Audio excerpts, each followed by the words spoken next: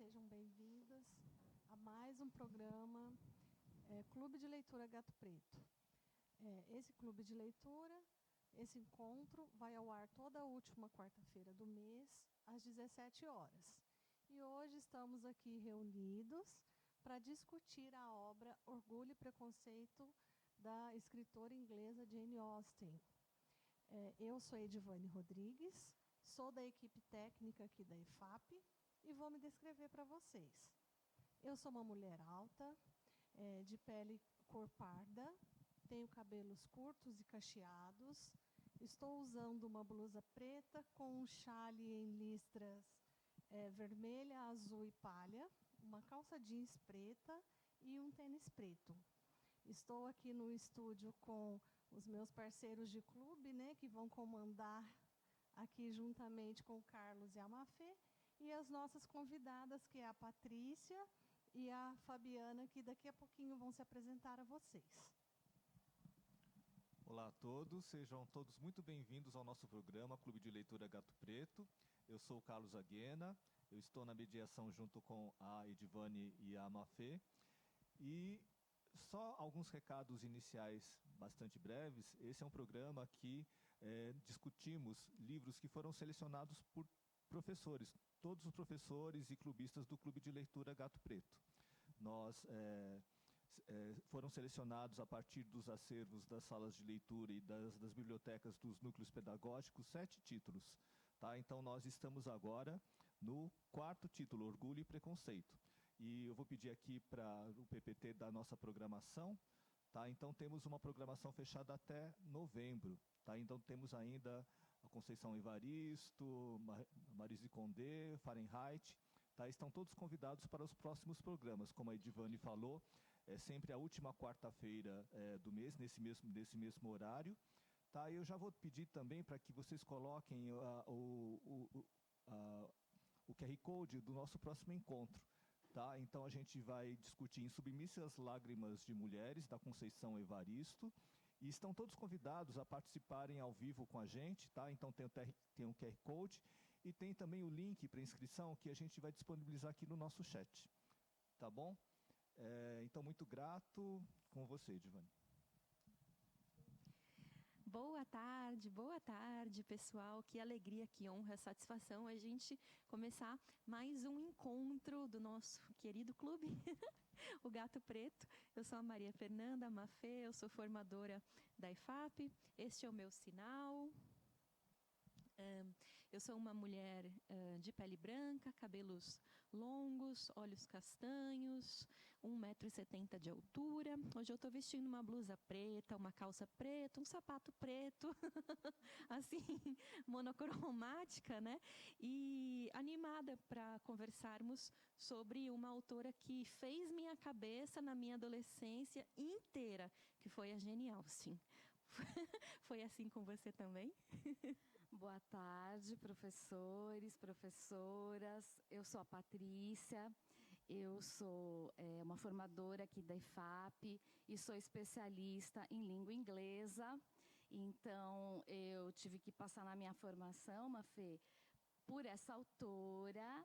E foi assim, sim, né? Na verdade, eu sou uma super entusiasta de cultura, de língua inglesa como um todo, né?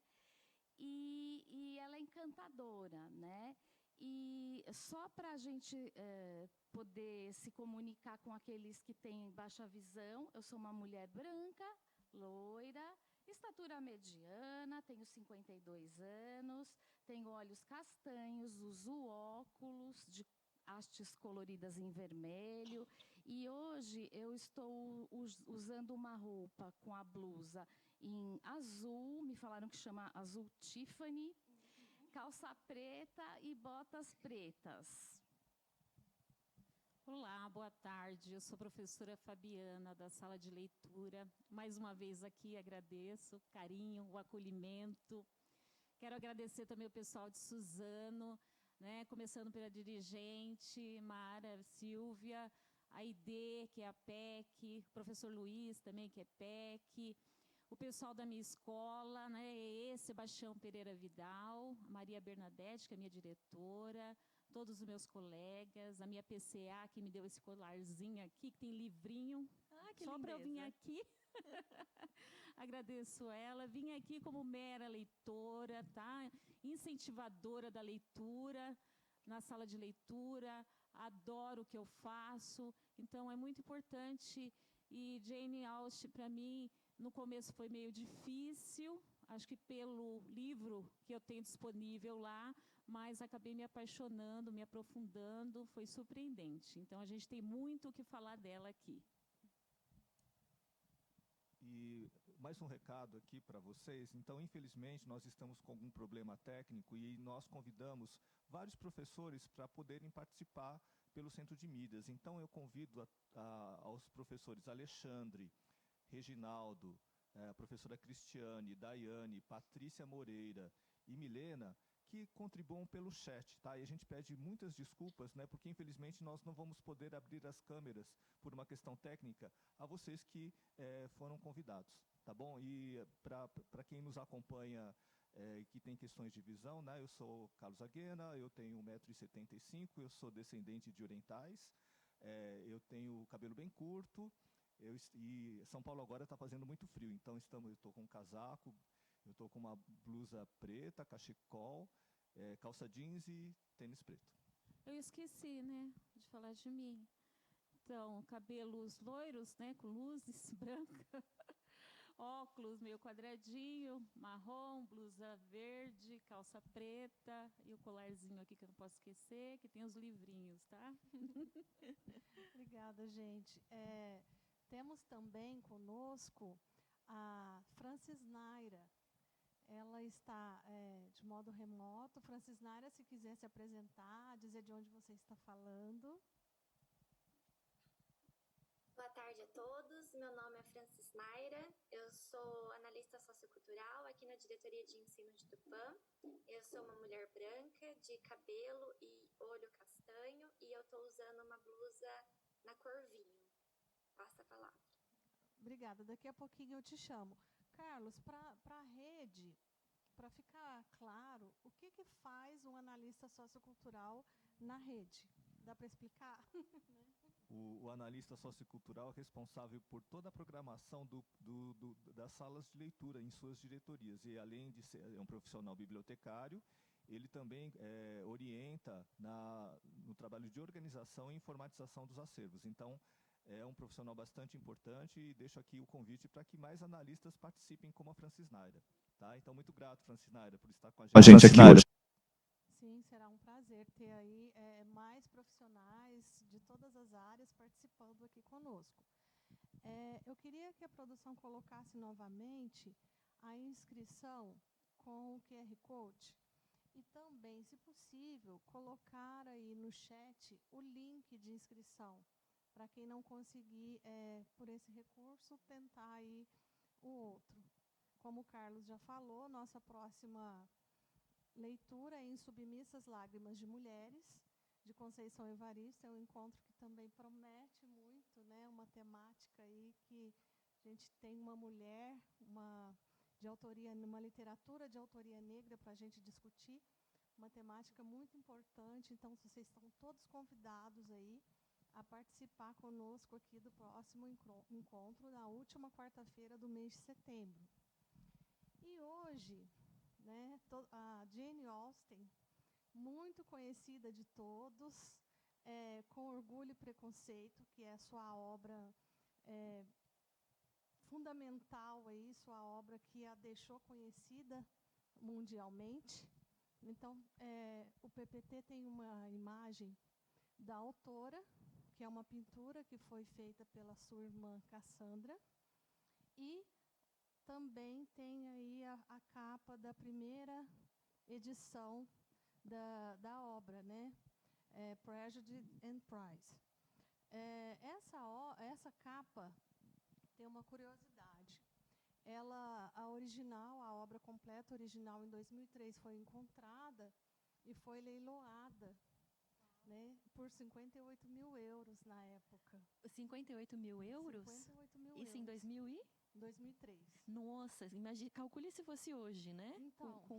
Como que a paridade das moedas está mudando tanto, uma né? preciosidade, Uma né? fortuna, uma pequena Isso fortuna. mesmo, Uhum. né? Mostra como essa autora e como essa obra ela é querida assim no mundo todo, né? Então, voltando aí, quem foi a Jane Austen, né?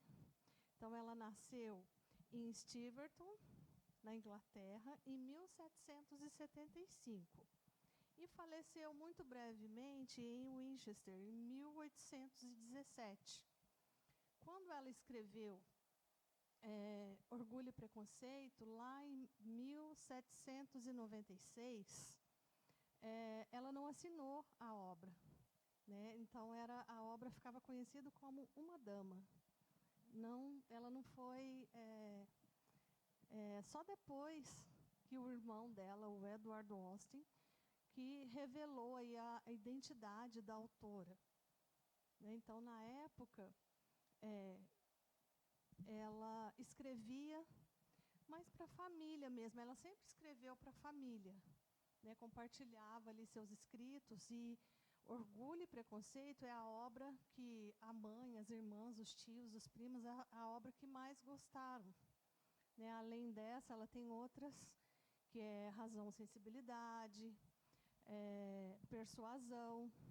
Então, ela tem aí bastante obras que são conhecidas, inclusive obras que têm versão cinematográfica, né? Essas três que eu citei, inclusive está na Netflix disponível, né? Quem não teve oportunidade de ler o livro e quiser assistir o filme também, que é bem fiel às obras, embora tenha algumas críticas, né? Jane Austen ela é a segunda filha mulher de uma prole de 8 irmãos. Então, ela tinha 7 irmãos homens. Ela sempre viveu na zona rural da Inglaterra, no interior, né, na área nas províncias. E ela sempre escreveu sobre a sociedade observada, né, por ela, somente naquele meio. Ela não foi uma mulher que, naquela época, né, século XVIII, né, a obra foi lançada no século XIX, mas retrata o século XVIII. Então, ela... Estamos dando microfonia aqui. Então, ela resgatou, ela traz nessa obra muitas críticas do que ela observava ali naquela sociedade. Então, aqui, conforme formos discutindo, né, vamos descobrindo aí um pouco também da Jane Austen ao longo da obra, das protagonistas mulheres, né? A obra Orgulho e Preconceito, ela se desenvolve ali a partir da família Bennet, né? O senhor e a senhora Bennet e suas 5 filhas, que é Elizabeth Bennet, Jane, a Kitty e a Mary. E a Lídia. Eu já ia esquecendo. Então, a gente vai discutir ali o que essas 5 mulheres representaram ali na sociedade daquela época, né? Tem a senhora Bennet, que é a mãe casamenteira, né? Vamos discutir a questão da mulher ali e a questão do matrimônio. Então, em Orgulho e Preconceito, eu tenho uma dualidade ali. Amor, né? E o dinheiro. Então, vamos ver aí o que a Frances Naira traz para a gente. Vamos começar com ela. O que você, Frances Naira, achou da obra? Quais foram suas primeiras impressões a partir aí da sua leitura? Então, primeiro de tudo, eu preciso dizer que esse livro estava na minha estante já fazia uns 5 anos. E eu falei ano passado que esse ano eu ia ler esse livro. E quando eu vi a curadoria que foi feita e que ia ter Orgulho e Preconceito no Clube de Leitura Gato Preto, eu falei, realmente é para mim ler esse ano. E aí, um dos benefícios do Clube de Leitura é que a gente se compromete, né, a ler aquele livro, se compromete com o grupo por um todo. E aí eu falei, eu vou ler esse livro, eu vou falar que eu vou participar nesse esse dia, porque eu realmente vou conseguir ler ele em agosto. E foi isso que aconteceu. E durante a minha leitura, eu ficava pensando, por que eu não li esse livro antes? Ele é muito gostoso de ler. Mas eu acredito que tudo acontece no momento que tem que acontecer. E tinha que ser agora para estar aqui discutindo com vocês. Então, se a gente parar para pensar, por que estudar literatura? Por que eu vou ler esse livro? Um dos motivos é para a gente conhecer uma determinada sociedade num determinado tempo. E foi assim que eu conheci a Elizabeth e o Darcy. E me apaixonei por esses protagonistas nessa obra. Primeiro, falando da escrita da Jenny. Eu achei a escrita dela muito clara. Eu comentei com o pessoal aqui na minha diretoria que eu achei a escrita dela inspiradora. Porque quando eu terminava de ler um capítulo, quando eu fechava o livro, primeiro eu sentia saudade dos personagens e da história. Depois, parece que quando eu ia escrever uma mensagem, quando eu ia falar com alguém, parece que eu estava falando mais bonito. As palavras dela me soavam, assim, inspiração. Outra questão é a cronologia dos fatos que ela vai colocando na história e que em nenhum momento me deixou perdida. Eu conseguia entender certinho onde ela queria me colocar. Eu conseguia visualizar os personagens, os bailes, quando ela falava dos bailes, eu conseguia visualizar aqueles bailes, os jardins. Então, eu gostei muito da escrita dela. Falando sobre o casamento, foi algo que na hora que eu estava lendo, eu falava, eu não acredito que eles vão casar por conta de dinheiro. Mas, enfim, foi o contexto daquela sociedade.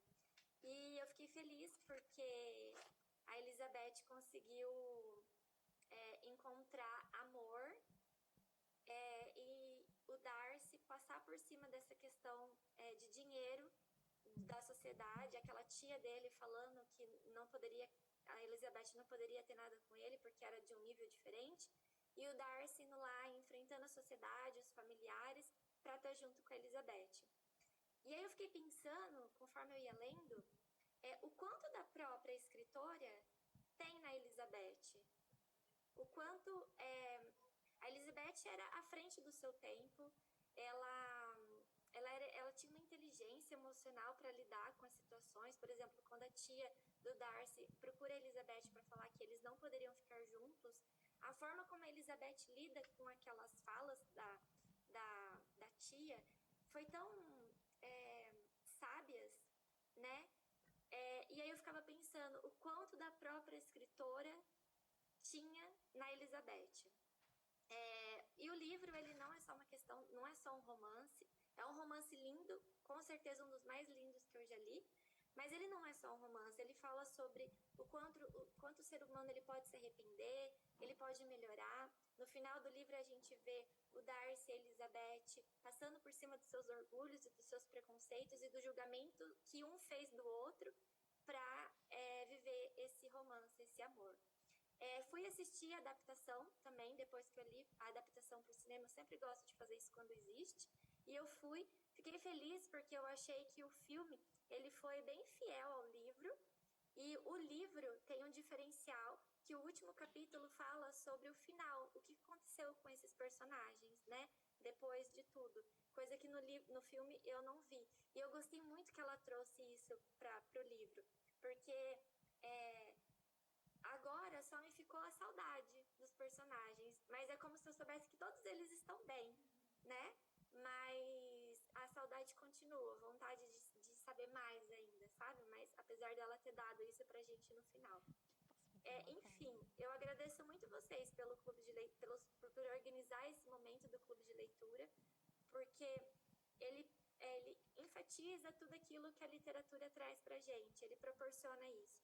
E eu adorei esse livro e obrigada por estar aqui discutindo com vocês. Eu passo a palavra. Como ela falou quase tudo já, mas aí eu cumprimento, né, na questão de casamento, porque o livro ele gira em torno dos casamentos, né, das Bennets, né, da Jane e da Elizabeth. Mas se a gente for colocar a fundo, a gente fala de 3 das personagens, além das 2 da Charlotte também. E a gente fala também do aprofundamento, né, que a Jane Austen teve com esses personagens. a gente vê o quanto essa questão da virtude, de ser cortês, da humanidade ter essa educação, esses protocolos que hoje servem para a vida que a gente está, que a gente deixa muito para lá.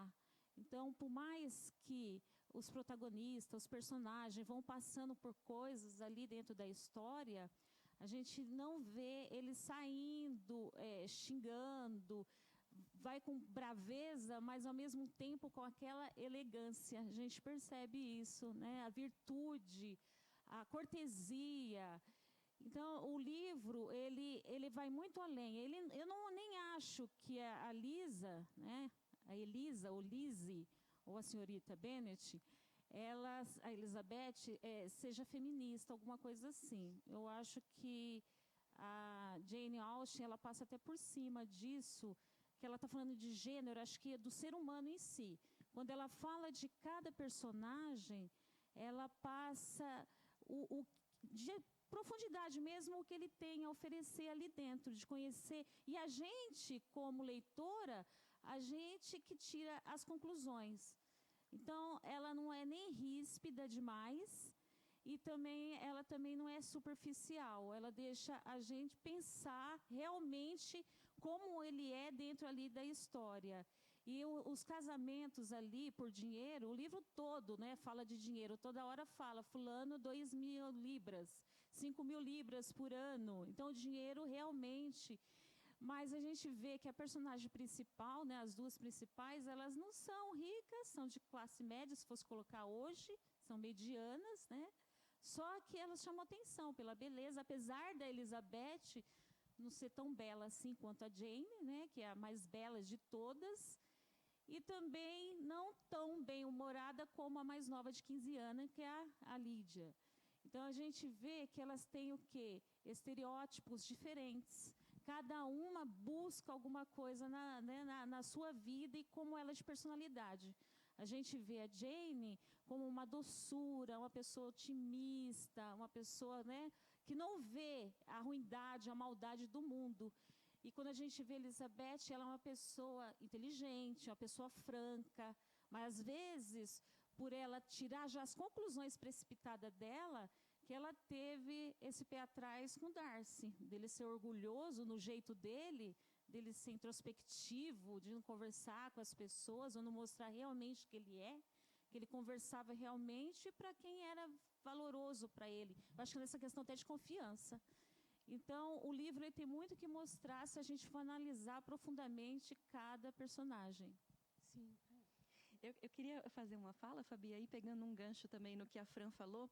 Ela falou uma coisa que me marcou. Ela disse assim, agora ficou a saudade, né, dos personagens. E esse sentimento, né, que a Fran experienciou e que eu tive muito também quando eu era uma leitora assim voraz de Jane Austen na adolescência, é um sentimento de que muita gente compartilha. O universo que a Jane Austen cria é um universo em que você gostaria de habitar, né? Isso acontece com diversos clássicos. A gente pode pensar, sei lá, desde os mais contemporâneos, Star Wars, Senhor dos Anéis, etc. Por que eu coloco no mesmo balaio nesse quesito? Porque no começo do século XXI, agora 2000, 2001, 2002, houve um fenômeno histórico que foi apelidado, né, pelos historiadores da literatura de Austen-mania. E eu sei disso porque eu vivia a Austen-mania, né, que foi uma retomada surreal da Jane Austen no começo do século XXI, principalmente por adolescentes, né, que queriam realmente morar naquele universo que a Jane Austen tinha criado nas suas obras. Tanto assim que essa foi a época em que foram criadas diversas fanfics de Jane Austen. Fanfic, né, para explicar, é quando os fãs de um determinado universo ou de uma determinada obra não querem que aquilo acabe, né? Então não querem suportar aquela saudade da história e dos personagens, e daí eles se encarregam de criar outras histórias em cima daquele universo. E daí uma das fanfics que ficaram mais famosas, muito famosas mesmo, estava hospedada no YouTube, se chamava Os Diários de Elizabeth Bennet, né? Então eu assisti todos os episódios dos diários, daí saíram algumas sátiras também, inclusive um filme, um sarro chamado Orgulho, Preconceito e Zumbis, né? Então, essa Austen mania, de fato, agora ela tem uma nova roupagem, porque se a gente ligar nos canais de streaming, a gente vai encontrar lá diversas séries que tem o dedo da Jane Austen ali, né? Foram bebê na fonte da Jane Austen, né? Então, Bridgerton, Outlander, todas essas séries foram bebê nessa fonte, que é a fonte da vida na Inglaterra dos séculos 18 e 19, né? E que foram apropriadas pelo público de uma tal forma que se transformou numa mania em nível mundial mesmo. Então, esse termo Austen mania, eu fui uma das maníacas. Tem até um filme relacionado a isso, né? O Clube de Jane Austen, né? Isso, então. Tem. Entre adaptações para o cinema e para a televisão, são mais de 15, né, só de Orgulho e Preconceito, para não mencionar as outras obras dela, e peças de encenações teatrais, mais de 100, de que se tem notícia, né? Mas o que faz de Jane Austen esse fenômeno, né? Que 200 anos, gente, de obra, mais de 200, né? Acho que foi 2020, 200 anos, e ainda continua conquistando. Não esquecendo que quando ela escreveu né? Orgulho e Preconceito, ela tinha menos que 21 anos, né? Então, você vê a cabeça dela, e ela foi educada em casa, né? Pelo próprio pai, que era reverendo, tutor, com outras crianças. Ela ficou só 1 ano na escola. Então, você vê a habilidade, a genialidade que ela já tinha naquela época, né? Eu queria fazer meu recorte de professora de literatura, que também não dá para deixar passar batido, né? E ela pertenceu a esse movimento que é o romantismo. Então, a gente percebe, né, nas descrições que foram feitas por todos aqui na roda, que o livro é carregado de elementos que se remetem a esse período do romantismo, né? As personagens, as delicadas, aquela mulher inatingível, né? Aquele homem que ele não sabe se a coisa vai dar certo, mas ele, de alguma maneira, é esperado que ele corteje aquela mulher, né? E eu faria também uma comparação, né? Que na literatura brasileira a gente teve o livro Senhora, do José de Alencar, que ele passa por esse viés, né, dessa temática daquela mulher que, tudo bem, ela é romântica, ela é do século XVIII, ela ainda não sabe direito o que é o feminismo, acho que nem se falava, né? A mulher naquela época, de fato, ela ocupava um cenário diferente mesmo do que a gente vê atualmente, né? Mas que ela tem dentro de si toda uma bagagem, componente assim, psicológico mesmo, que é interessante, porque se a gente for pensar, hoje a gente continua sendo esse tipo de mulher, né? Só que a gente já entendeu que a gente pode levantar aí algumas bandeiras, justamente porque a sociedade se transformou, né? E também quero lembrar que aquele diário de Bridget Jones também teve essa inspiração, inclusive o personagem nem mudava de nome. Era o Darcy. Era o né? Mr. Darcy, né? E aí só mudou assim, o contexto para uma temporada mais moderna, né? Então, eu acho que a gente tem que valorizar, saber apreciar, saber, como vocês todos falaram, tirar essa leitura de sociedade, né? De modelo de sociedade, de pensamento, e também ter uma visão assim crítica, porque no caso, né, ela usou-se da literatura para criticar a hipocrisia, né? a hipocrisia do contrato casamento, né? O casamento era um contrato, não necessariamente existiria amor naquele século. O que importava era a manutenção do status quo de cada família, né? Eu acho que era um modo dela ter a liberdade, né? Às vezes saindo de casa, da família, então eu vou casar porque eu vou ter a minha liberdade.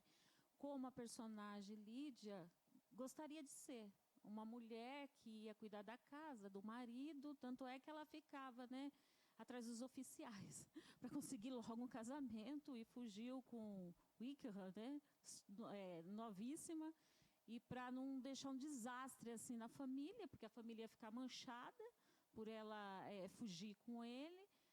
E o Darcy, né, como sempre, naquele jeito dele introspectivo, mais super cavalheiro, por trás, né, pagou esse dote e conseguiu trazer para o casamento e a família passar ilesa.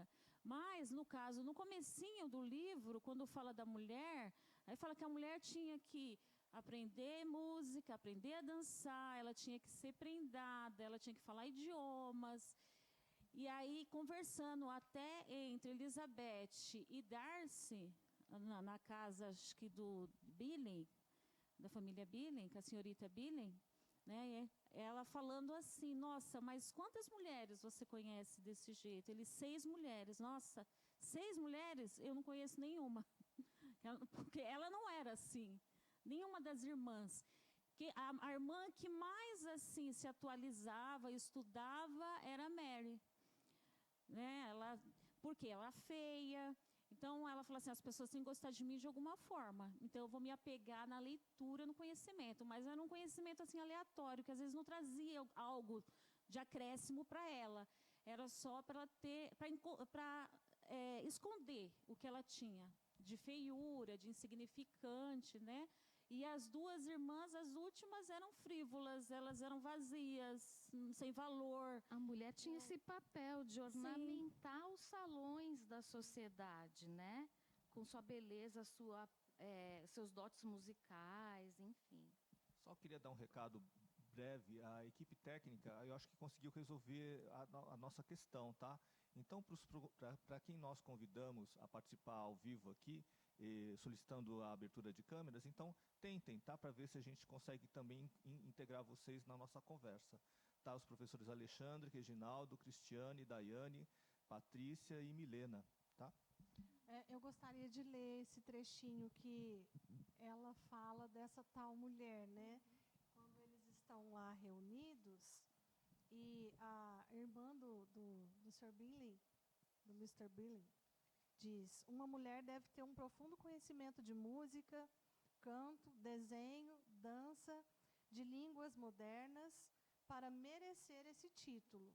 E, além disso, deve ter algo em seu aspecto e na sua maneira de andar, no tom da voz, na maneira de se expressar.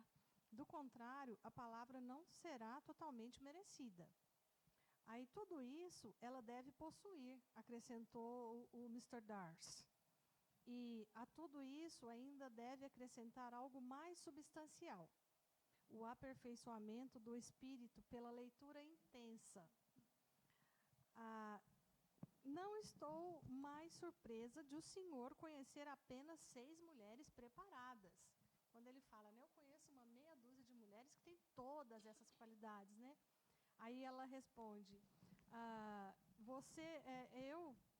eu não conheço uma. Então, você vê a audácia dela, né? O senhor me admira muito, né? Que o senhor conheça 6 mulheres. Ela é bem franca, né? Então, ela rebatia, ela não deixava quieto. A minha impressão é que desde esse momento, quando ela bate de frente com ele e fala, me admira muito, porque eu não conheço uma mulher que tenha todas essas qualidades, isso já chama a atenção dele, porque ele é aquele homem, né, rico, nobre, alto, bonito, e achava que as mulheres tinham que estar tudo ali, né, caindo aos seus pés, porque mulher naquela Apesar época... que você falando isso, ele era reservado. Você vê que no baile ele só dançou com a Carolina, né, com a Caroline, que era irmã do Sr. Bingley, e com a senhora Hush, né, só. E aí, ele até fala, né, você está dançando já com a Bennet mais bonita, que é a Jane, né? Então não tinha mais mulher bonita ali para ele. Aí falou assim, não, mas tem a irmã dela que está aí perto de você, que era Elizabeth Bennet, né? Aí ele falou assim, mas você sabe que eu não gosto de dançar? E ele não ia dançar com qualquer uma, ia ser um suplício para ele ter que dançar com ela. Ele menosprezou muito Isso, e ela, menosprezou, né? que deixou bem Desferiu evidente o orgulho dele e a questão do preconceito, né? Mas essa questão de não conhecer, que isso que afinca no livro, que vai mais adiante, que é muito legal. Quando o livro ele foi mandado, né, para uma editora, que foi recusado, ele tinha o nome, o título, primeiro título dele foi First Impressions, Primeiras Impressões. Né? Depois de editado, é que com esse novo título, Orgulho e Preconceito, que ele foi lançado. Então, a primeira impressão, será que ainda é a que fica? Né? Nesse caso, o que você acha, Marcê?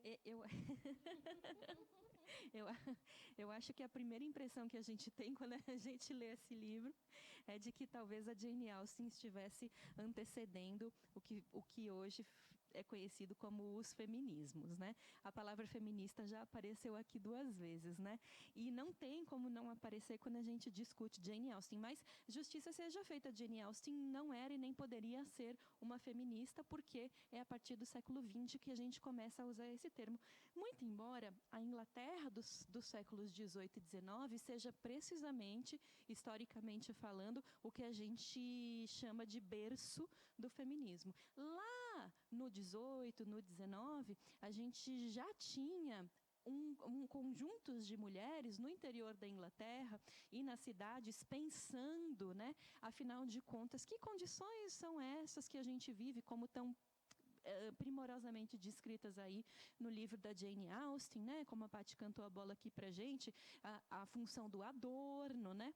Então havia mulheres que estavam pensando isso, estavam se questionando sobre isso. Uma delas, inclusive, se chamava Mary Wollstonecraft, que como é que se diz? Acabou por ser a mãe, né, da Mary Shelley, que também entra no hall, no panteão, né, das estrelas de autoras mulheres. Ela escreveu Frankenstein, né? A Mary Wollstonecraft é hoje chamada de protofeminista. Ela e uma série de outras mulheres inglesas nos séculos 18 e 19 que começaram a questionar as estruturas, né, de uma sociedade patriarcal. Embora veio depois, mas a gente enxerga, como você disse, traços feministas, né? Tanto é que a Jane Austen, ela não se casou, né, por opção. Ela recusou o pedido, ela aceitou o pedido, no outro dia ela recusou.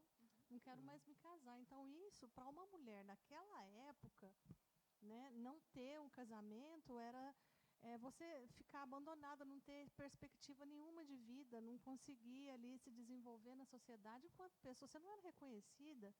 Sim, e isso reflete também dentro da obra, né? Falando em questão do Sr. Collins, que ele é um primo distante, as mulheres não poderiam ser herdeiras, né, das propriedades. Então, no caso das 5 irmãs, se o pai morresse, o Sr. Bennet, elas iam ficar sem a propriedade. Aí elas tinham que casar com alguém já para suprir essa necessidade, pagando o dote. Mas esse primo distante, o Sr. Collins, que era patrocinado até pela Lady Catherine, né? Ele chegou, ficou um tempo na família, é bem britânico mesmo, né? Vou chegar tal dia, tal horário, bem inglês mesmo, né? Ela veste nesse espírito britânico inglês, né, nas suas obras. E falou assim, vou conhecer uma das suas filhas. E no fim ele queria a Jane, como sempre, a mais bela, mas foi para Elizabeth. E ela disse não, várias vezes, ele insistindo, no fim ele também não queria ela. De qualquer forma, né? Ele queria se casar. Não importa, tendo uma mulher, foi o que aconteceu depois. O Reginaldo, ele está tentando entrar e não está conseguindo.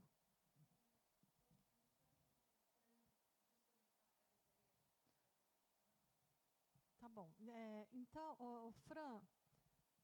Francis Naira, vou chamar a Fran. Oi. você está com um horário limitado, né, Fran? Você quer deixar mais algum recadinho? E aí eu vou pedir para você, mas um recadinho não, desculpa. Você quer comentar mais alguma coisa? Você fica à vontade. E aí eu vou pedir para, no final, você desconectar para ver se a gente consegue conectar o pessoal que está aqui tentando pelo aplicativo do Centro de Mídias. Tá bom? Tá. Não, eu acho que tudo que eu não falei, vocês estão falando, e depois eu vou continuar assistindo vocês até as 6h30. Só agradecer mesmo. Já aprendi um monte de coisa, não sabia de tudo que a Mafê falou. Então, é isso. O Clube de Leitura sempre enriquecendo ainda mais as nossas leituras. Então, só gratidão por esse momento e por esses nossos encontros toda última quarta-feira do mês. Muito obrigada. Nós é que agradecemos aqui a sua participação. E sinta-se convidada aí também para os próximos, tá? Sinta-se à vontade para participar. Francis Naira, muito grato pela sua participação, muito grato mesmo, tá? Eu quero dar algumas contribuições também aqui no nosso chat. O Alexandre, que eu acho que é um dos nossos convidados, na época tínhamos um contexto estruturado em alguns problemas de acesso e ascensão social, que eram gritantes para o governo britânico na época, especialmente educação, higiene e infraestrutura. E isso se refletia na vivência dos habitantes. O fato de Jane Austen retratar com tanta fidelidade a ficção muito próxima de sua própria realidade, convida ao leitor uma referência. E aqui, antes da Francis Naira sair, vários cumprimentos para Francis Naira. Kátia Gisele, Neide, parabéns. Então, muitas pessoas cumprimentando aqui a Francis Naira, tá bom? Tem mais pessoas também querendo entrar, tá? Falei do Reginaldo, o Alexandre também quer entrar. E vamos tentar, então, ver com a produção, para ver se a gente consegue liberar o sinal para eles. Eu queria pegar o gancho aqui da conversa sobre o feminismo, né? Então, uma coisa que a gente pesquisou, a Jane Austen é extremamente amada na Inglaterra, né? Em 2015, a Orgulho e Preconceito foi celebrado, foram 200 anos de Orgulho e Preconceito, e uma coisa que me ocorre é que, ao longo da história, a Mafê pegou esse gancho, acho que muito bem, né? Os grandes clássicos vão tendo visões diferentes, né? Então, no começo, a Orgulho e Preconceito e toda a produção da Jane Austen era considerado romances açucarados, né? Assim, romance para mulheres, né? Hoje já não é mais isso, né? Hoje todo mundo reconhece uma grande profundidade, né, no que ela fala. Biblioteca das Moças, né, que se falava. As primeiras feministas não gostavam da Jane Austen, né, considerando que as personagens femininas eram retratadas de uma maneira extremamente desvalorizada, né? Aquela mulher que quer se casar, né? Aquela questão social bastante estabelecida naquele período da Inglaterra. E as feministas mais recentes, elas já consideram a Jane Austen uma referência do feminismo. Então, é interessante a gente perceber que os grandes clássicos eles vão sendo percebidos, né, de maneira diferente ao longo da história. Né? Eu acho que é uma reflexão muito legal, Bem legal essa da Jane reflexão, Austen. muito interessante, né? Porque hoje a gente olha a característica psicológica, ela acaba sendo mais importante do que aquilo que a gente enxerga por fora, né? Bom, o Alexandre está com alguns questionamentos aqui. O problema é técnico aqui interno mesmo, viu, Alexandre? Tenha paciência, que a produção está aqui, já vai tentar deixar vocês aqui para liberar para participação. Tá bom? Enquanto isso, a gente vai conversando aqui, mas se entrarem, podem nos chamar aqui, que a gente para e ouve os nossos convidados, que estão lá do outro lado. Exato. Tá. A produção vai colocar as informações de como pedir a palavra, tá bom? Ó, na tela você está vendo esse bonequinho, esse ícone que aparece.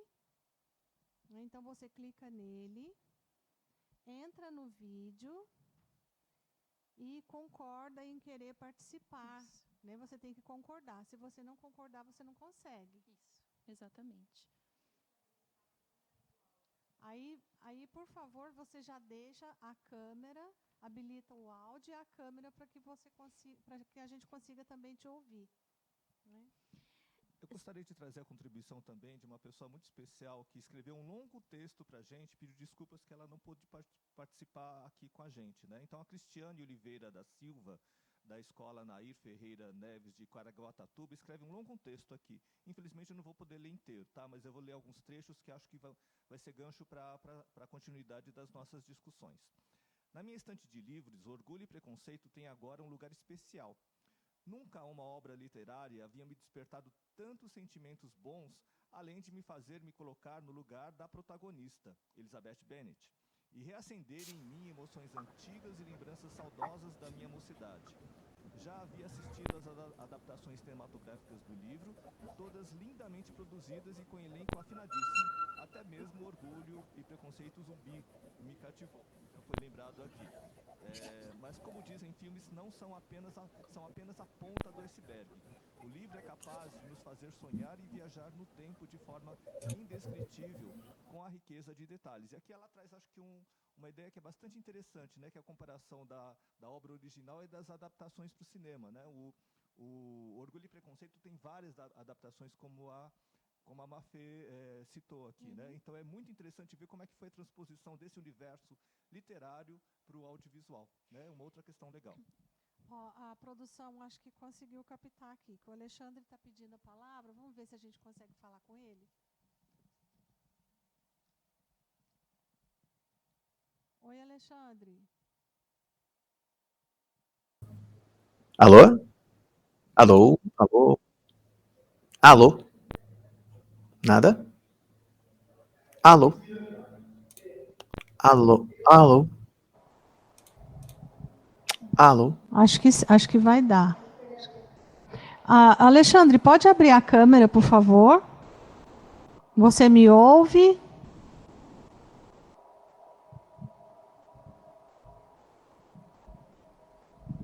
Vamos aguardar um pouquinho, que deve ser a conectividade que está... Caiu, né?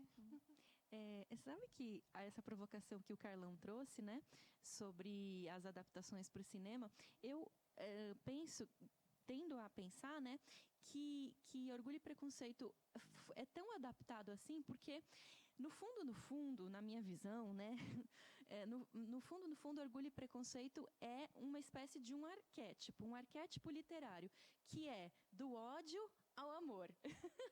Esse caminho que vai acontecendo do ódio ao amor, né? E daí a gente pega Lizzie Bennet e Mr. Darcy, a gente vai no Vento Levou, pega Scarlett O'Hara e Rhett Butler, ou na Megera Domada, Bianchi Petruccio. Enfim, a história do ódio ao amor, ela é um clássico, é um arquétipo, aparece muitas vezes ao longo da história e todo mundo gosta, né? A verdade é essa. Então, talvez essa seja uma das explicações, né, para esse número de adaptações de Orgulho e Preconceito. Mas tem uma coisa que é assim, pensar que Orgulho e Preconceito é uma história do ódio ao amor é também uma visão um pouco simplista que talvez coloque na Jane Austen a carga de ser uma escritora apenas. E não há nada de mal nisso, né? Tem literatura para todos os gostos. Eu mesmo sou aquela que lê até bula de remédio. Mas a carga de ser uma autora apenas açucarada para compor uma biblioteca das moças, né? E hoje há inúmeros estudos de Jane Austen que dizem, olha só, tem um traço que perpassa toda a obra, mas principalmente Orgulho e Preconceito, que é um traço da ironia, ela é profundamente mordaz. Ela é tão mordaz que a primeira frase de Orgulho e Preconceito é uma das mais ácidas que eu já li, porque ela começa lá no capítulo 1 dizendo assim: é verdade, universalmente reconhecida, que um homem solteiro e muito rico precisa de esposa, ponto final. Então, isso é de uma acidez, isso é tão mordaz, porque é óbvio que ela não acha isso, é óbvio que ela está pisando, né, nas crenças da época, né, de que o casamento tinha que ser feito baseado nas posses materiais, né, nos bens materiais, e de fato, né, até o século XIX, os casamentos eram feitos por contrato. Casamento por amor era uma balela. Se bem que é mais ou menos aqui, contemporânea com a Jane Austen, a Rainha Vitória, né, foi uma figura muito importante na história da Inglaterra, mas na história mundial também, porque ela é uma mulher que casou por amor. E ao casar por amor, quer dizer, a Rainha Vitória estava prometida para um de seus primos, né, na sua mocidade. Mas ela detestava aquele primo. Eu não me lembro se ele se chamava Ernest, eu não me lembro muito bem, mas aquele primo, ele era um horror. Aquele primo, ele era mal educado, ele era rude, ela detestava aquele primo, mais o irmão do primo, que era o Albert, né? O Albert era o menino dos olhos da Rainha Vitória. E a Rainha Vitória fez, não se casou com o primo prometido, teve a pachorra de se ajoelhar no chão e pedir a mão do Albert. Ela pediu o Albert em casamento, né? Então, ela consagrou ali um casamento por amor. Ter consagrado um casamento por amor não é trivial, né? Numa sociedade, época, exatamente, numa sociedade como a gente vê aqui em Orgulho e Preconceito, que é uma sociedade que funciona por contratos, né? Mas dentro de Orgulho e Preconceito a gente vê 2 casamentos por amor, né? A gente vê da Jane e da própria Elizabeth. Por mais que ela achava ele orgulhoso, que ela tinha aqueles assuntos que não estavam resolvidos, que ela soube de uma maneira, e depois que ela foi esclarecer, ele esclareceu através de carta, né? A questão do próprio primo dela, o Wickham, que também era um primo distante. A gente percebe que ali os casamentos estão entre parentes, né? A gente percebe isso. E a gente vê que ela luta com isso, só que ele pede, depois ele fala que ama tanto ela, é tão bonita a carta, né? Que ele manda para ela falando do amor, de como gostava dela, e ela dizer não, porque ela não ia passar por cima daquilo que ela acreditava, que era nos protocolos, as virtudes que alguém teria que ter. Concordo plenamente. Tem casamentos por amor em Orgulho e Preconceito. Está aí a Lídia e o Mr. Bradley, que fugiram juntos, né? Fugiram juntos, mas foram amaldiçoados pela família. Inclusive, se eles não voltassem e obtivessem o consentimento da família, nenhuma das outras 4 poderia casar, porque uma delas tinha desacatado o acordo e fugido com seu verdadeiro amor. Essa coisa de casar por amor é tão séria que no Brasil, no começo do século XIX, tem registros, tem historiadores que mostram que o número de raptos em porta de igreja cresceu absurdamente no Brasil no século XIX. Porque como que funcionava? Não é só final de novela, né? É tipo isso, não é só final de novela. Não era muito comum um rapto em porta de igreja aqui no Brasil. Porque a gente, quer dizer, fomos colonizados pelos portugueses europeus que tinham também o hábito, a sanha, né, do casamento por contrato. Daí como que funcionava? A mocinha era proibida de estar com seu verdadeiro amor. No dia do seu casamento, o rapaz passava a cavalo, colocava ela no lombo do cavalo, os dois fugiam e iam para a casa de algum parente próximo que abrigava, oferecia o refúgio. E, nesse tempo, esse parente próximo ia intermediar com a família para fazer a cabeça da família. Vamos aceitar, senão eles não vão voltar e tal e tal. Quando eles voltavam, já tendo o parente feito a intermediação, eles se casavam na igreja e aí sim podia ser consumado o casamento por amor. E a Silmara Aparecida, que nos acompanha aqui, contribui com a nossa conversa a respeito de amor. Então, o livro superou minha experiência, pois rico em detalhes, você viaja no tempo passado e como superam as diferenças. E, naquela época, era difícil casar por amor, só por dinheiro. Mas falou-se um momento aí do romance Água com Açúcar, né? É um romance que tem um final feliz, né, como nos contos de fadas, mas esse percurso até esse final feliz, a gente extrai muita coisa, né? Ela consegue trazer o Cafajeste, que é o Wiccan, ela traz o Darcy, que talvez seja ali o homem perfeito, né? Rico, bonito e que é transformado pelo amor também. Né? É o amor que o transforma. São estereótipos que ela traz, né? Sim. E que convive com a gente, que tem na nossa realidade. E o final feliz dos livros dela, eu acho uma questão de esperança, da gente ter esperança na vida, de renovar, de progredir, de não parar. Eu acho penso que ele nisso. Começou a olhar com os olhos da alma, né? Aquela mulher. Então, aí que ele encontrou mais beleza, e daí que veio o amor. E só para complementar, que a Mafê trouxe a imagem da Rainha Vitória, né? Que ela é toda, assim, ela é bem emblemática, né? Quando a gente fala de Inglaterra, fala de século XVIII, começo do XIX. E ela foi a primeira mulher a usar o famoso e tradicional vestido branco de noivas. Foi ela que inaugurou essa moda, né? E que a gente copia até hoje. Olha que coisa delicada, né? Que coisa bem... A gente vê que os ingleses, como a Mafê falou, né, essa importância que a Jane Austen tem até hoje para eles, uma coisa que eles valorizam. E a gente tem símbolos, né? Que, na verdade, eu acho que a Jane Austen ela é bem filosófica. Eu acho que dá para trazer muita coisa em relação ao conflito do ser humano, a questão dos protocolos, né, de ter tantas regras, ferramentas na sociedade, para o próprio homem ele tá se defendendo, porque senão como seria essa evolução, esse progresso na própria sociedade? E eu acho que eles veem assim como forma de valorizar com amor. Então, eu acho que até hoje ela é lembrada por conta disso. Não é como se fosse, às vezes, no nosso país, que a gente tem vergonha de usar uma roupa verde e amarela, ou alguma coisa nesse sentido.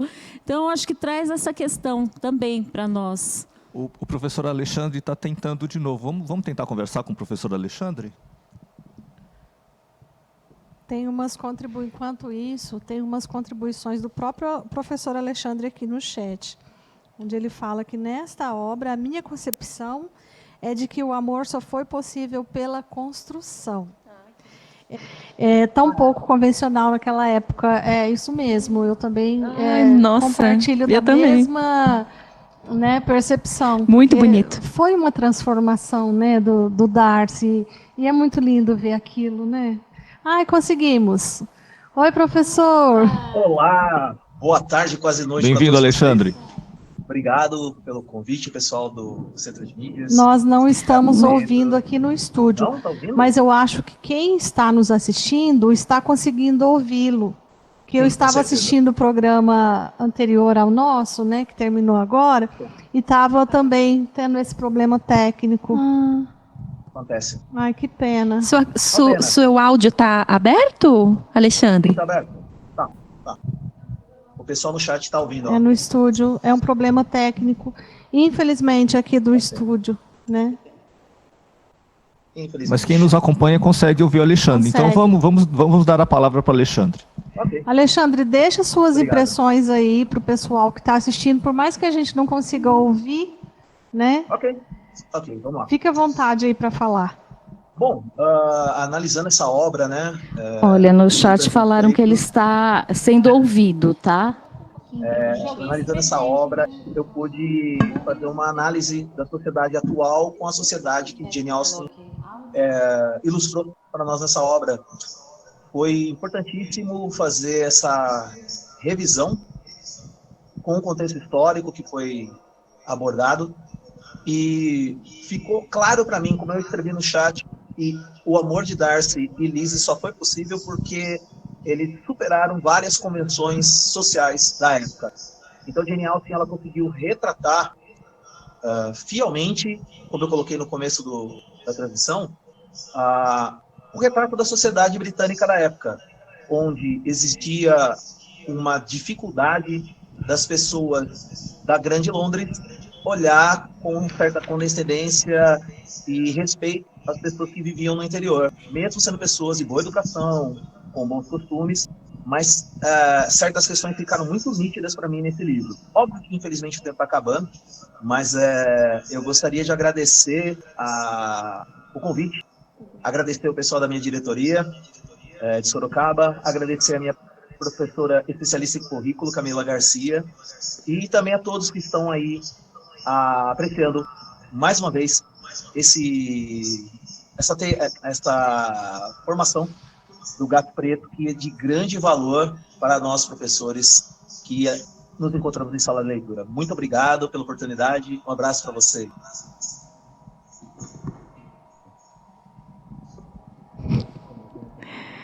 A gente que agradece, professor Alexandre. Eu conseguia ouvir colada com o ouvido no aplicativo, né? Então, o professor Alexandre ele fez uma fala bonita explicando, né, por que ele fez essa leitura de que o amor de Lise e Darcy só se dá mediante um processo, mediante uma construção, que não é assim exatamente um caso de amor à primeira vista. Pelo menos não da parte dela. Porque a primeira impressão que ela tem dele é uma das piores. É uma das piores. Né? De fato, é uma das piores. Só para a gente, talvez, encerrar aquele assunto lá do casamento por amor, né? Esse tema era tão candente, assim, né, nos séculos XVIII e XIX, pelo menos na Europa, que o Jean-Jacques Rousseau, que foi, assim, um dos maiores representantes disso que a gente ficou conhecendo como iluminismo, né? Enfim, século das luzes, o 18, né? O Rousseau não se furtou de tratar essa questão, né? Ele, como homem, não se furtou a isso. Ele escreveu, além dos seus livros teóricos, que ele escrevia como respostas a concursos que aconteciam na França, né, concursos de academias, ele também escreveu alguns romances. Um dos romances dele se chama Júlia, né?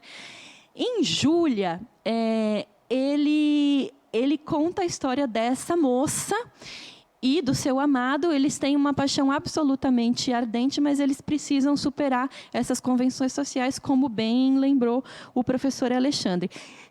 O sucesso que Júlia fez na França, no século XVIII, não está escrito, porque todas as moças novas que estavam para se casar e que temiam profundamente que seus pais as obrigassem a casar com um amigo do pai, o tio viúvo, né? Exatamente. Elas queriam ler Júlia, elas queriam se inspirar em Júlia, porque a Júlia pavimentava um caminho, né? Então, era um tema importante. O Reginaldo, ele comenta aqui no chat que a Jane Austen fez dessa obra, né, um misto de narrativa e vivências. E é isso que torna a obra também tão atemporal, né? A gente pode trazer isso para os nossos dias tranquilamente e fazer essa comparação, né? Essa evolução do papel da mulher, a questão do amor e a questão do casamento ainda pesam. Né? Por mais que a mulher tenha essa independência, mas ainda tem mulher que é muito dependente do casamento, infelizmente, né? Para alcançar aí sua independência, essa coisa de eu saio da proteção, eu deixo a proteção do meu pai, mas aí eu tenho que ser protegida por outro homem, né? E eu, enquanto mulher, a minha independência própria, né? Ainda tem pessoas que pensam dessa forma e são criadas, né, dessa forma. Isso é cultural e muita coisa mudou, é lógico, mas ainda tem muita coisa que está enraizado. E para mim, uma questão que é sempre muito importante, o que torna um clássico, né? O que dá atemporalidade a uma obra que, ao longo dos séculos, ele permanece tão popular. A Mafê falando que agora tem fã-clubes, né, de Jane Austen, porque a torna tão eterna, assim, né? E aí uma coisa que me ocorre é que uma forma de entender também a obra de Jane Austen é que ela é muito crítica, né, em relação aos valores sociais de sua época. Então, assim, ela coloca isso até de uma maneira bastante engraçada, bem humorada, né? Ela traz caricaturas de personagens de sua época, mas é muito claro que ela não é conivente com aqueles valores da época, vigentes na época, né? E aí ela é muito crítica, né? Então aí ela coloca, inclusive, personagens que vão além desses valores e quebram esses valores, e são personagens muito queridos, né? Então, isso é atemporal, né? Então, assim, você vê, né, uma obra que traz personagens que rompem com os valores vigentes da época, isso toca as pessoas em todos os tempos, né? Isso para mim a torna clássica e eterna, né? Tem um trechinho que nós trouxemos no PPT que eu gostaria de ler. Deixa eu ver se eu consigo ler daqui. Aqui é o trecho em inglês. Você quer que eu leia em português? Não, é melhor colocar o em português. Na verdade, a gente pegou um trecho em inglês e pegamos duas traduções diferentes, que se assemelham bastante à tradução. A gente ia falar um pouco da tradução, né? Porque eu peguei uma tradução que eu não me senti muito confortável para ler. Aí eu mudei de tradução de obra bem no comecinho, né? Então eu li uma versão, uma tradução, o Carlos deu outra, a Mieko, que é da biblioteca, leu outra, então a gente fica... Pelo jeito, cada um leu uma, eu li outra também. A professora Fabiana leu outra também, que foi uma adaptação do Paulo Mendes Mafê está Campos. com outra. Verdade, não me chamou muita atenção. Eu fiz uma depois, leitura né? em língua inglesa e acontece um processo assim também. Hoje a gente tem, são os famosos pocketbooks, e aí Sim. você tem uma indicação do nível, né, de proficiência para o leitor poder se balizar. Então, eu acho que vale a pena fazer essa tentativa. Começa ali no básico, depois tenta aumentar um pouquinho, Sim. né? Esse desafio de leitura, que é gostoso também. Que vai Sim, fluindo, a gente tem que, né? principalmente para quem está iniciando aí, né, o trabalho com a língua inglesa, quer conhecer, está aprendendo o idioma, né? Então é uma porta de entrada. A literatura, gente, a literatura te envolve assim de uma forma que torna mais prazeroso aí o seu aprendizado. Aí nas pesquisas que eu fiz, a versão que eu li, que é das tradutores, é a Laura Alves e o Aurélio Rebelo. Não que uma tradução seja melhor que a outra, né? Mas dependendo, igual a Patrícia falou, do seu nível de entendimento do próprio idioma, da obra, enfim, você vai se sentir mais confortável lendo uma ou outra, mas não quer dizer que uma é pior que a outra, né? Vai depender do seu ponto de vista. O tradutor é praticamente um coautor, né, de Sim. livros, assim. Então mudam ali alguns vocábulos, né, que você gosta mais. Aí é uma questão de estilo mas eu também, acho que né? ele não tem que sair da essência, né? Ele tem que passar realmente que o autor tem que, né? Sim. Aí essa versão que eu li foi a segunda tradução brasileira. A primeira foi de 1940 e ficou como única por quase 50 anos.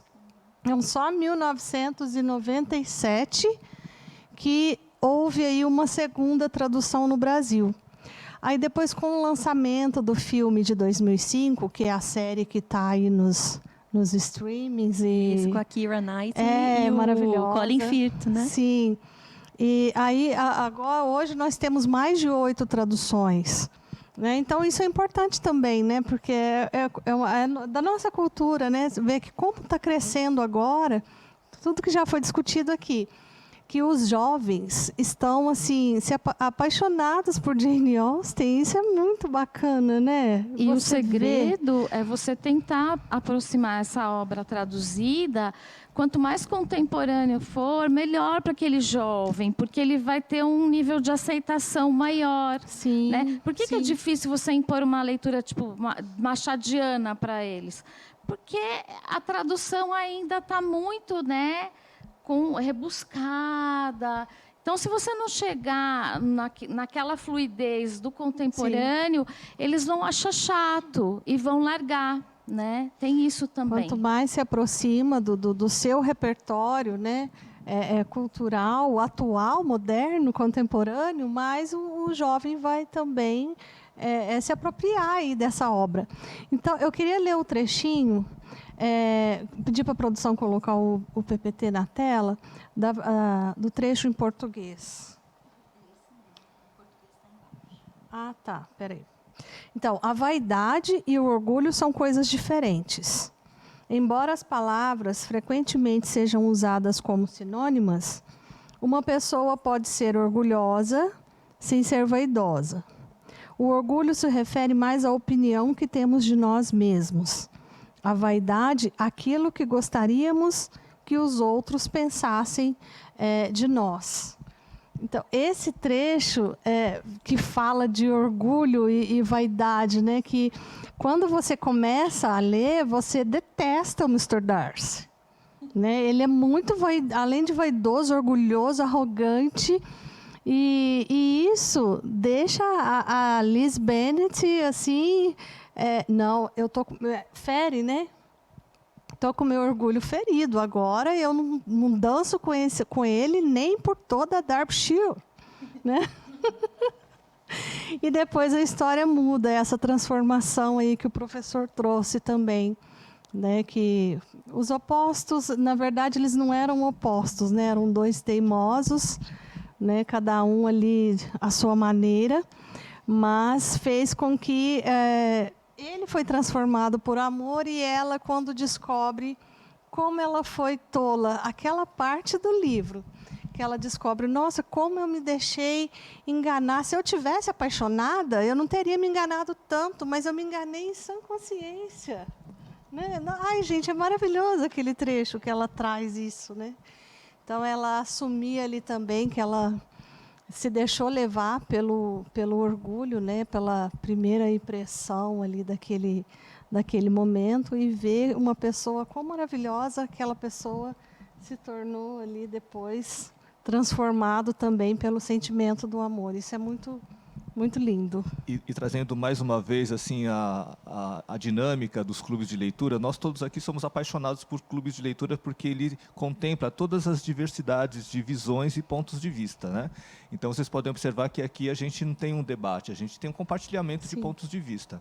A professora Patrícia, ela coloca a importância, né, de trazer textos palatáveis, né, adaptáveis, próximos ao aluno, para que ele comece a ser conquistado pela leitura, pelo gosto da leitura. Então, isso é absolutamente pertinente. É o que aconteceu quando eu apresentei. E aí, para mim vale isso, né? Mas eu também queria trazer, assim, eu li uma tradução muito fiel ao Rococó da Jane Austen, e é maravilhoso também, né? Então esse texto muito mais fiel, assim, essas traduções muito mais próximas, né, do original, eu também acho assim primoroso, assim, né? Eu valorizo muito o jeito da Jane Austen escrever, que é um jeito elegante, britânico, né? E o humor dela também está muito nesse estilo, né? Então, assim, eu acho que é importante, né? Quem nos acompanha, a grande maioria são professores, então a dica da professora Patrícia trazendo um texto mais próximo, né? Do cotidiano, do aluno. Mas o original também é belíssimo, é belíssimo. Você sabe, Carlão, que essa questão da tradução, de fato, ela é muito, muito, muito importante mesmo. Tanto assim que tem uma expressão popular assim italiana que diz assim, tradutore traditore, né? Que é assim, tradutor traidor, que assim, traduziu, traiu. Traduziu, traiu o texto, né? Esse é um princípio básico, né? Mas partindo do princípio de que você está lendo uma traição, já que não é o original, você pode navegar nas diferentes formas de trair um original, né? Pode ser uma forma palatável, pode ser uma forma rococó, pode ser... E mais uma vez, trazendo a diversidade de pontos de vista, né? Eu não estou discordando da Mafê, mas eu acho que a tradução é uma segunda criação. E em algumas situações até melhores que o original. Né? Então, é muito legal conversar sobre essas coisas, né? de fato. É o que acontece nos filmes, nas dublagens, né? E nos nomes dos filmes. Porque se vir daquela forma, a gente sabe que não vai ter telespectador para aquilo. Então, é interessante isso. Mas falando sobre, de apresentar a obra Orgulho e Preconceito, que eu tenho na sala de leitura, ele está bem sintético, ele está bem simples. Então, assim, o aluno começa a ler, uma professora, Patrícia, começou a ler, desistiu.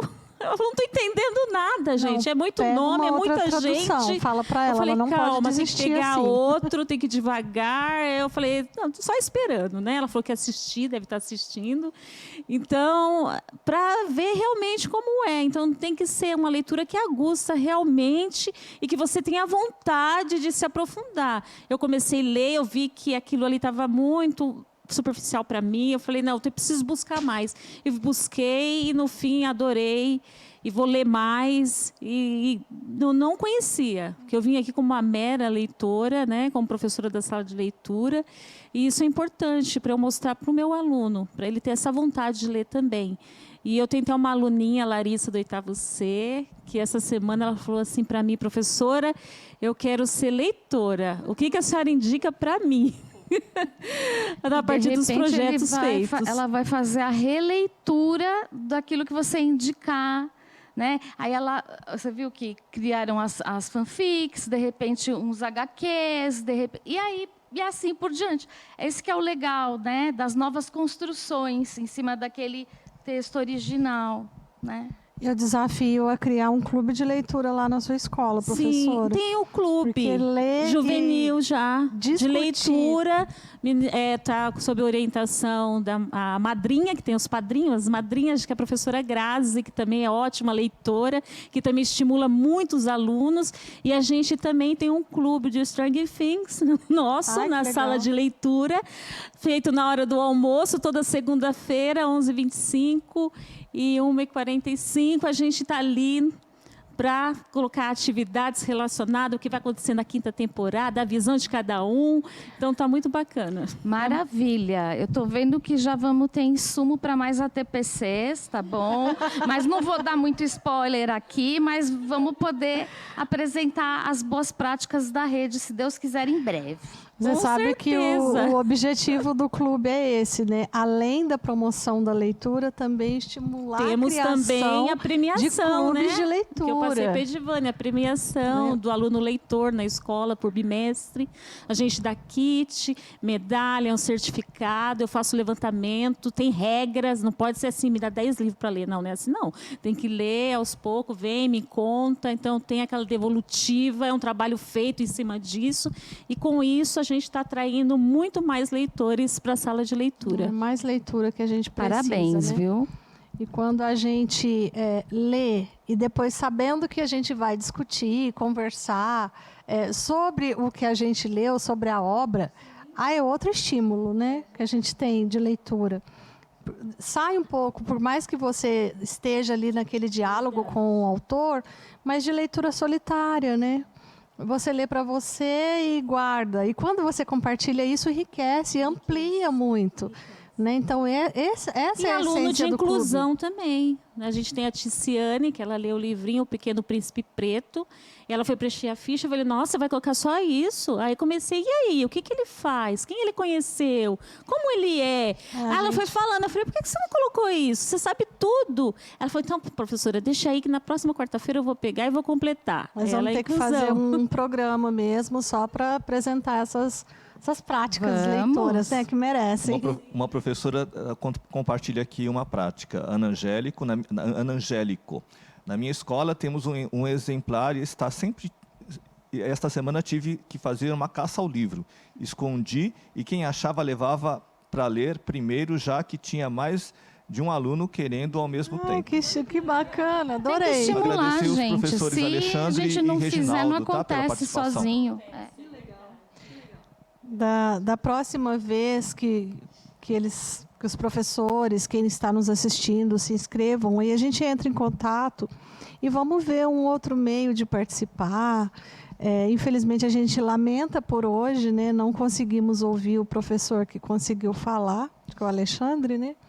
Mas nas próximas a gente tenta ir de uma outra forma. Vamos aprimorando aqui essa forma de vocês participarem, que é muito importante para a gente que vocês participem, porque clube de leitura é isso, né? Tem que ter o leitor e tem que ter o leitor que compartilha com a gente suas experiências, né?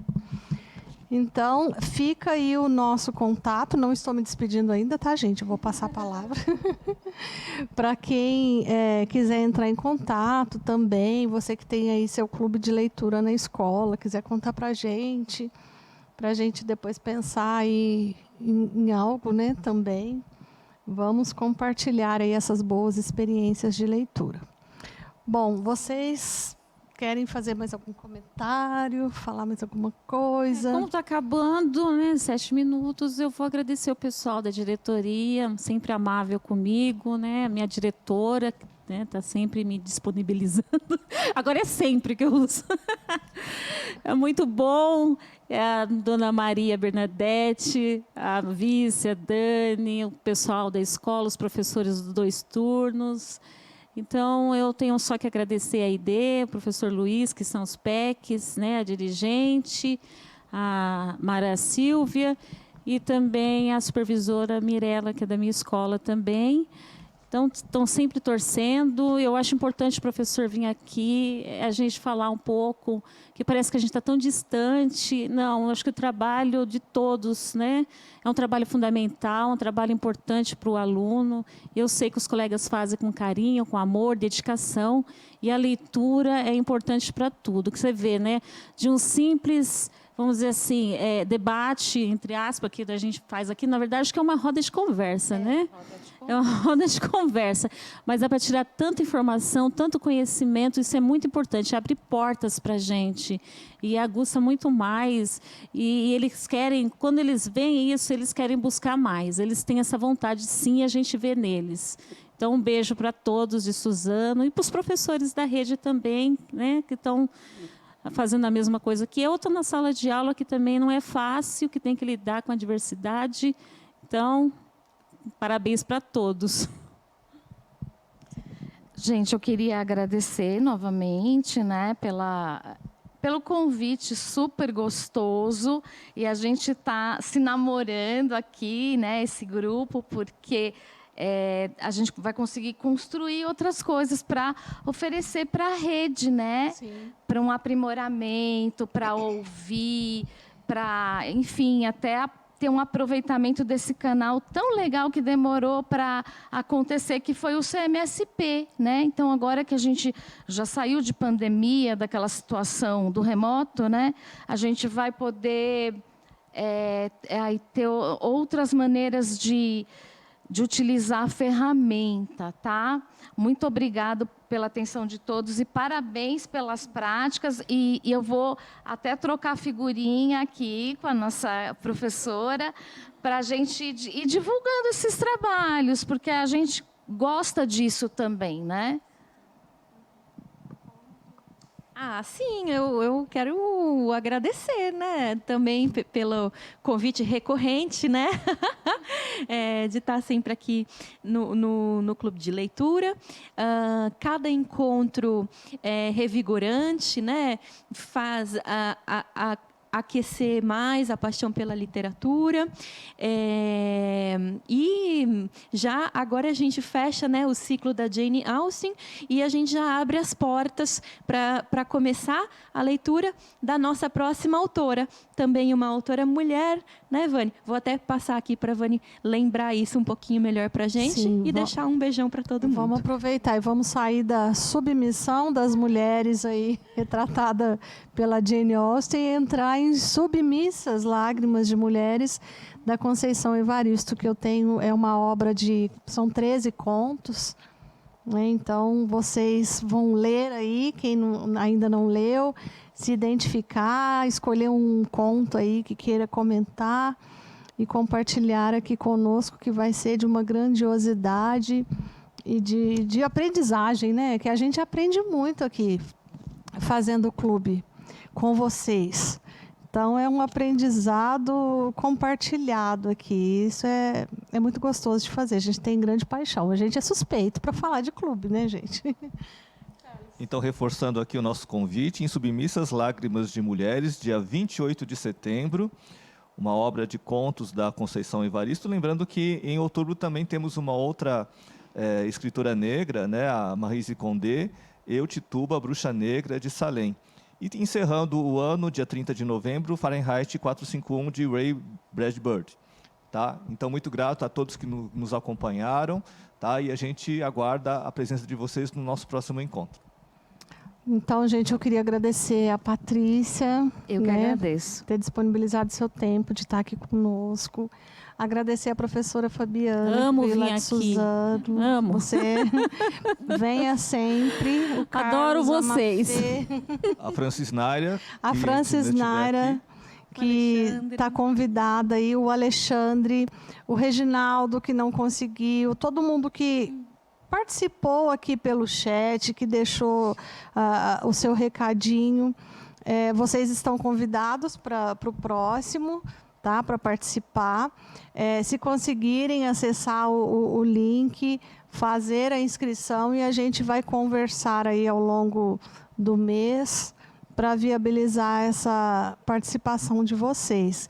Quero agradecer a produção aqui do Centro de Mídias, os intérpretes que estiveram conosco, e agradecer mais uma vez a todos aqui, e deixar aqui o meu abraço para o próximo encontro. A gente se encontra aí para falar de Conceição Evaristo, que vai ser um encontro assim, muito emocionante. Um grande abraço, então, e até a próxima. Um abraço, até setembro. Até mais. Até.